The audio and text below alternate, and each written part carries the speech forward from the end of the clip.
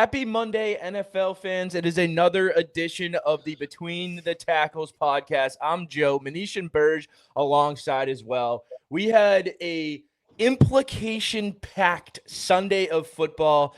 First things first, boys, how we doing? It's the holiday season. We're getting really close to Christmas here. You guys feeling the cheer for all to hear? I don't know about feeling the cheer, man. I've been so busy over the last couple of weeks, but I did find some time to catch all of that football today, and it did not disappoint. Yeah, I only get gift cards and online stuff now, so it's not heavy lifting. And my son is too young to really understand Christmas, so I could give him like a paper towel roll, and he'd be happy for hours. Oh yeah. But no, I'm with Burge. This is what a weird, not only Sunday, but this entire weekend, such bizarre stuff, and it's fitting that at least on Sunday, a wild weekend was capped by an unbelievably crazy finish in Detroit. It's funny. Every time, Manish, you said the thing about your son and like you could give him basically anything and he'd be like pumped about it. I remember like that just jogged my memory. For the first like 3 or 4 years of my life until I was like a legitimate toddler, I guess my like thing that I carried around and like my emotional support toy was a soup ladle. And I just carried a soup ladle around fucking a plastic soup ladle. And I guess one day I left it in the grocery store and I was literally like trying to jump out of the car on the highway to like go back to the grocery store and like get my soup ladle. It's funny you talk about that because my twins love it. They it's not really a comfort toy for them. They just walk around the house whacking everything in sight with it, including me. So I can sympathize with that a little bit there, Joe. I wonder what I miss that soup ladle. But anyway, we started recording a couple minutes early because we had to catch a couple minutes late because we had to catch the end of the Lions-Steelers game. Another touchdown on a fumble or another score on a fumble to end a game. But this one was negated by a penalty. Back and forth game. I think the Steelers showed some real moxie hanging on in this one. I think the Lions, their porous defense comes back to bite them again. But I'll throw it to you, Manish, because I know you had a winner and lose. I think you had a winner in this game. Yeah, the Pittsburgh Steelers. For the last few weeks, we've been wondering who would emerge from that division between the Ravens and the Steelers. And as of this recording, the Ravens haven't played yet. They're playing Sunday night against the Patriots, of course. But what a wild game. There were explosive plays by Pittsburgh, by both of their running backs. Jaylen Warren had 2 40-plus yard touchdown runs. Kenneth Gainwell had one of the best catches you'll ever see on a 45-yard touchdown reception. And it looked early in the fourth quarter when the Lions were down 22-10 that it was curtains for them. But they somehow managed to rally despite looking extremely unimpressive for the better part of that game offensively. And, the end of that game in which a touchdown on a lateral from Amon-Ra St. Brown to Jared Goff off a pass completion was negated because of Amon-Ra St. Brown's pass interference call against Jalen Ramsey was one of the wildest finishes I've ever seen. I actually did not know the rule that on an offensive pass interference on the final play of the game, in this case, 4th and goal, you do not get to replay the down, even though the Lions scored a touchdown. It's game over. And somehow the Steelers escape. Huge win. They moved to 9-6. They're in great position here to win the AFC North and make the playoffs under Mike Tomlin. But just a wild game, an improbable finish. For the longest time, I thought the Steelers were in control and the Lions had no shot. And then somehow it looked like the Lions were going to pull it out, but they didn't. Yeah, I mean it's crazy to think that the Steelers are in this position. I'm no secret how I felt about the Steelers all year, and couple this with the win last week in Miami where they outright dominated and ruined my one of my picks for last week. It says a lot about them. And, they ran the ball incredibly well in this game. I think over 230 yards on the ground between Jaylen Warren, Kenny Gainwell, just an incredible performance. And that last drive by the Lions, holy flag happy. The flags were everywhere at the end of that game. None of these games have to be on the level, dude. It's getting to the point where it's just like every single flag seems like it has an agenda behind it, dude. It kind of does, but I mean, if you look at the replay on the flags that were called, like they were legitimate penalties. Like I don't know, maybe they swallow the whistles at some points, like you see happen in a lot of the other sports where they just put them away and let the teams just play, get away with a little bit. I mean, even the push off by Amon-Ra St. Brown in the end zone, yeah, it was a pass interference, but like, was it? I think Jalen Ramsey kind of sold that a little bit, the way he kind of flailed back a little bit on it. I don't know. It was just an absolutely wild finish, like you said, Manish. I also did not know that rule. I figured they were going to play again. To be honest, I was even shocked that they even ruled that a touchdown to begin with. Yeah. Yeah, and I didn't think he got in. Yeah, I didn't either. To be honest, two things that are noteworthy. One is I can't believe the Lions were in this position, given the fact that Jahmyr Gibbs and David Montgomery combined for 16 yards on 11 carries. Yeah, amazing. They the run game was completely non-existent. They were one-dimensional from the start. The 49ers benefit from this loss by Detroit. I believe the Bears as well. I think both those teams clinch playoff spots. Probably going to make the playoffs anyway, but they made it official. They're in because the Lions are out, and it's unbelievable. The Lions, last several years have been, in my opinion, the best team in the NFC. Eagles, success in the postseason notwithstanding, but it looks like they're going to miss the playoffs. I don't know if it's official yet, but losing today certainly hurts their chances. Yeah, so I want to keep it in this game. I want to keep it in Detroit for my winner. You were talking. I think you just brought it up there, Manish. The Lions. The playoff picture on the you brought up the AFC side, but the picture on the NFC side for the Lions, I don't know. I just feel like they keep drowning, dude, in their own division, in the conference. I don't know. It feels like we'll get to the Saturday games in a second here, but it just seems like the Lions. I don't want to call them a flash in the pan, but maybe their Super Bowl hopes were a flash in the pan there, because I just don't see where you go from here. They're not bad enough to get a top pick to try to go get a quarterback, which is, I think, eventually what they're really going to need. I think that defense is broken. I think you need a lot of picks, and you need to build from the middle on that defense. I don't know. It feels like they really peaked and they really missed their window the last 2 years where they were incredibly banged up. But yeah, I have them as a loser today. Juxtapose that to what the Bears did on Saturday, what the Lions look like now, where they're kind of descending, and a couple other teams in that division are still ascending, which I think the Bears being the number one. They have the coach quarterback combo. They have a lot of things going for them. So I just think it's getting scary in Detroit for the Lions. So I had them as my loser this week. I don't know if you guys have anything else on the Lions. No, I mean, I'll just say a team that my was going to be my loser for the week benefited pretty big time from that loss by the Lions today. My loser of this week is Green Bay. You kind of touched a quick hit on the Packers-Bears game from Saturday night. Another absolutely wild finish. A lot went on in this game Saturday night. I was kind of stupid. I stayed up and watched the whole thing and had to get up at 5:00 this morning to go to work. Needless to say, I was dragging to get to work this morning because it was just a phenomenal finish to that game. I mean, the obvious number one point to take out of it is the health of Jordan Love. I mean, he took a pretty vicious hit in this game, left for concussion protocol. I saw some words floating around in the Twitter sphere about, whether or not it was a cheap shot or a dirty hit. I don't necessarily feel that way. It was absolutely a penalty. But I don't know if there was necessarily any intent behind that hit, just given that how it goes in a bang bang type play with, Love lowering his head. I forget the guy on the Bears, what his name was, that Booker, I think his name was, made the hit, and it just was kind of a perfect storm, as you will, for that injury to occur. But, he goes out, Malik Willis comes in for the Green Bay Packers, and let's just say, they just took off right where they left off. I mean, honestly, Malik Willis came in, and you wouldn't even think that Jordan Love was out there playing at the start of this game. You'd think Malik Willis was the starting quarterback of the Green Bay Packers. He was doing things with his legs. He was accurate throwing the ball. I thought for 3.5 quarters in this game, Matt LaFleur was absolutely pantsing Ben Johnson in the coaching department in this game. And, it all turned at a dime at the end of this game. It all turned. Romeo Doubs bobbles the onside kick. Bears recover late. Caleb Williams ties it. And then, turnover in overtime. And Here we go. A beautiful throw from Caleb Williams to ice that game in overtime to DJ Moore. But yeah, the Packers lose some, there's a big divisional implications in this game. The Chicago Bears obviously take a step forward, kind of assert themselves, where Green Bay kind of falls back. So yeah, Green Bay is definitely going to be my loser for the week.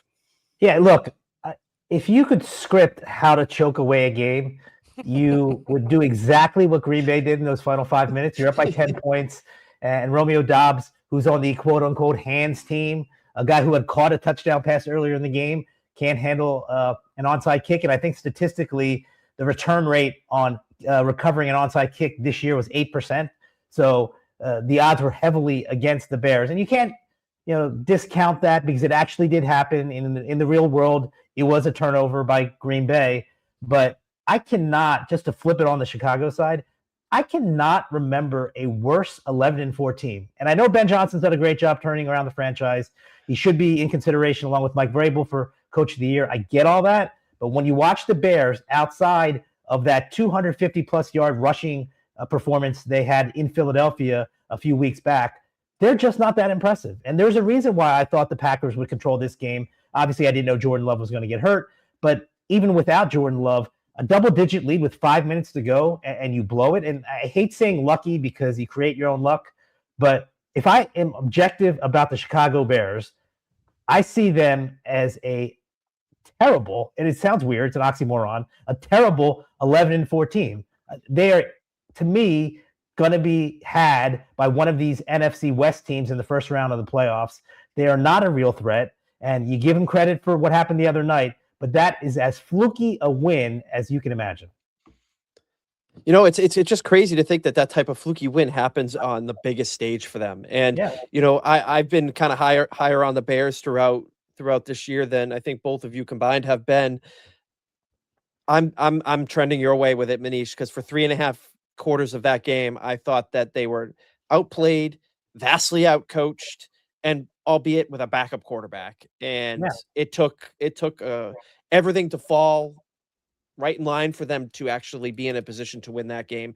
And I got to give credit to Caleb Williams again for that throw in overtime. Unbelievable throw, an unbelievable catch through the hit by DJ Moore. At the end of the day, when a team decides to choke like that, the other team deserves to win, right? First, we might have to be careful with that one because the Chicago Bears are one spot ahead of the Patriots in DVOA rankings this year. But let's get down to our next game here. Burge, I think you had a winner in the Jacksonville-Denver game there. Yeah, Jacksonville, huge winner today for me. Going into Mile High and not only really beating the Broncos, I would argue that they dominated the Broncos. They win by 2 scores.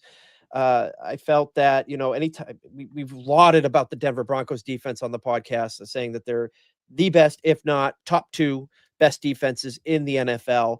And Trevor Lawrence, Liam Cohn, and that offense put up 34 points on them on the road. And Bo Nix and the Denver offense kind of came back down to earth after, last week's 4 touchdown performance.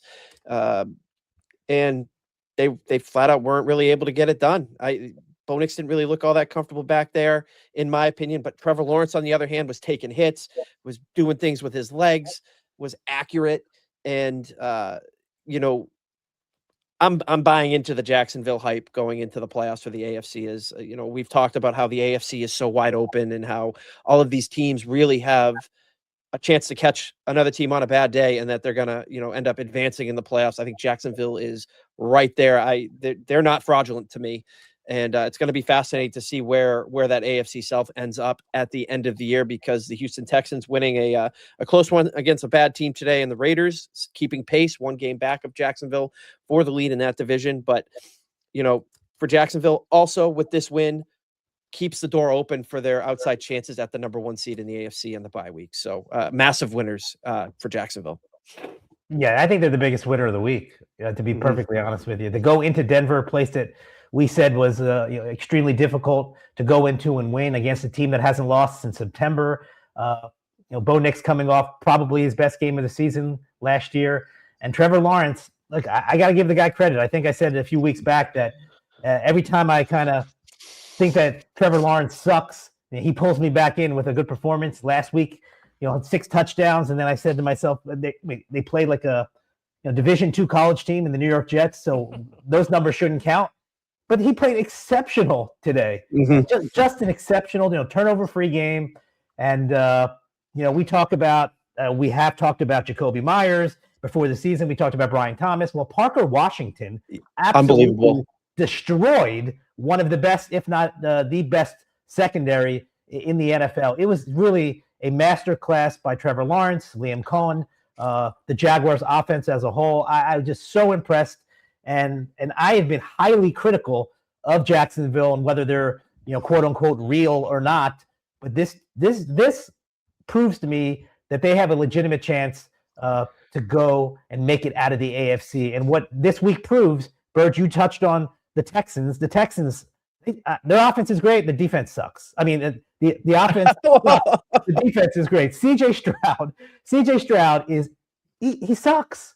I mean, he absolutely sucks. I know he's been on somewhat of a roll the last few weeks, but I watched most of that game today or on Sunday, and the offense is completely anemic against a team that just got shut out a week or so ago in Philadelphia in the Raiders. I'm just not. I'm a believer in their defense. I know defense travels. I'm not a believer in CJ Stroud in a big moment, and I'm starting to become a believer in Trevor Lawrence in a big moment. So I just think this AFC is so wide open. We haven't even mentioned the Patriots, who are playing on Sunday night as we record. There are legitimately 5 or 6 teams that can make a viable claim to coming out of the AFC and going to the Super Bowl. Yeah, real quick, Joe, before you go, one stat from this game. Don't you take it from me. Go ahead. You got me first. All right. Well, I'm going to say Denver has the best red zone defense. Oh, never mind. We're good.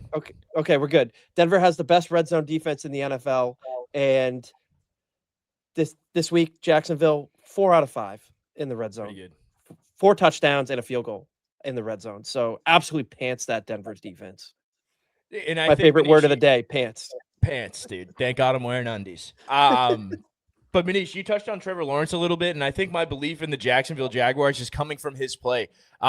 We talked about how this role they've had a 6-game winning streak here, and I think we talked about a couple of times how that role that they've gotten on here is they started running the ball and getting the running game going and getting their 2-headed, maybe even 3-headed monster. I know Tootin was out today, but they had their running backs going. But when Trevor Lawrence gets going like this, they're a unbelievably well-balanced team. They can run the ball, they can throw the ball, and they can play defense. One stat that I was going to bring up, Burg, and another thing that I think is a good telltale sign, dude. We're late in the season. It's cover your ears, mom. It's nut cutting time in the NFL. It's deep in the stretch run. You're playing the best team, the best defensive unit in the league on the road. And you go 5 for 5 for 130 yards on 3rd down versus the best defense in the league. So, yeah, stats are great. 6 touchdowns in a game is great. I think any quarterback can do that. But that was a joke. I got it. Yep. But no, I think his ability to be efficient and not turn the ball over in crunch time has been his biggest improvement. I think the Jekyll and Hyde nature of Trevor Lawrence's game kind of mirrored the Jekyll and Hyde nature of the Jaguars. But now that he's gotten the turnovers under control, he's getting a lot better. And the important downs like 3rd and 4th down today, 5 for 5 on 3rd down, and also putting in like video game numbers on top of it. I don't know, man. I just think there's a lot of good going for the Jaguars right now, and it's the Trevor Lawrence's ascension to what's could seemingly look like a top 5-6 quarterback, I think is the number one reason. But yeah, I'll keep talking here since everybody loves that. We'll get to the last game. A game, if you circled this game this week at the beginning of the season, you thought cheap tickets, maybe I can take a client. Like you thought maybe we can sit really close to the field because there'll be 9 people in the stands. You're thinking, hey, let's go to Charlotte a couple days early and tie one the F off, and who cares if we even make it to the game because tickets were $35.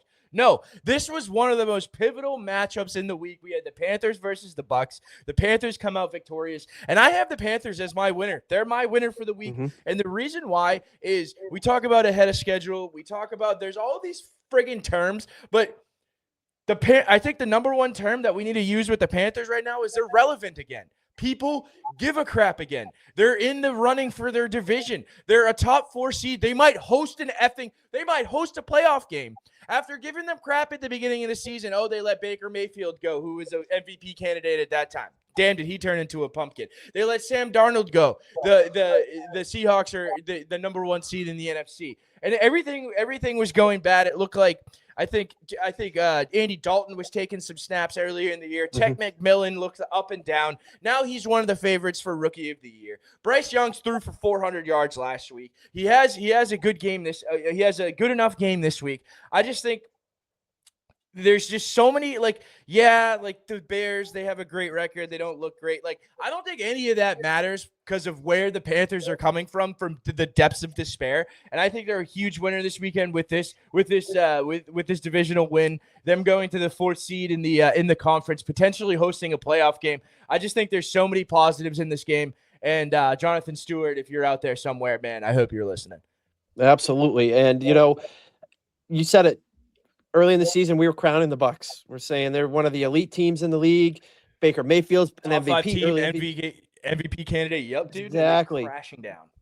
And we saw the Panthers get blown out by the Patriots. We saw them get blown out by the Bills. You're like thinking, this team is really going to be just what they are. But you're right. Dave Canales has that team playing. I think that, they're going to see the Buccaneers due to the scheduling stuff in the last game of the season, which ultimately is going to be for the division more than likely. It's great. It's great for that fan base, especially for the criticism that they took last season with Bryce Young, where he was last year. And he looks like a different guy. You give him time, give him the right coach, and something can happen. He's come a long way from getting benched last year, where everybody was already labeling him a bust. The Panthers gave up a lot of capital to bring him in.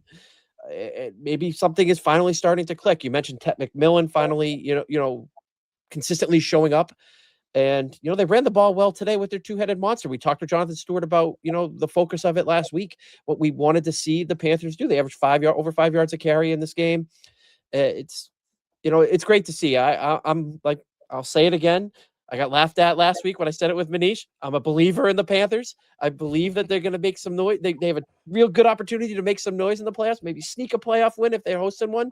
Let's see where this goes. The last couple of weeks of the season. All right. Well, if the season ended today, which it doesn't, in all fairness, they would be hosting the Rams. So, I know they beat them earlier in the year. Good luck beating them again. That's not going to happen. Weird game. A seesaw game.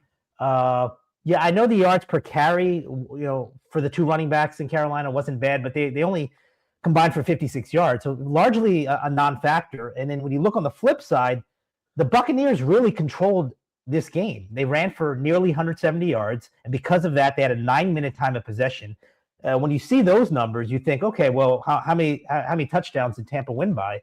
But they had 8 penalties, which, negated some of that good stuff that I just mentioned. And Bryce Young, as you said, didn't wow the world, didn't throw a pick, very, very efficient. And that was enough. The late interception by Baker Mayfield obviously sealed the deal. Otherwise, they probably could have set up for a potential game-tying field goal. But just a seesaw game, and as you said, Joe, to start this whole conversation off, at the beginning of the year, maybe even midway through the year, or maybe even last week, you'd think, all right, 2 500 teams, who cares? But because of the dynamics at play in the NFC South, it was a monster game. Now, they will play each other again in a couple weeks. So it's not as if the Panthers can pop some champagne just yet, but a big win in their franchise history of late. And when we had Jonathan Stewart on last week, he outlined some keys of the game, talked about Tech McMillan, who was exceptional in this game. The running backs just, I agreed with what Jonathan Stewart said last week, which is that the running backs are really the engine and the heartbeat of this team. But again, really a non-factor. And part of that was because of the time of possession advantage that Tampa had.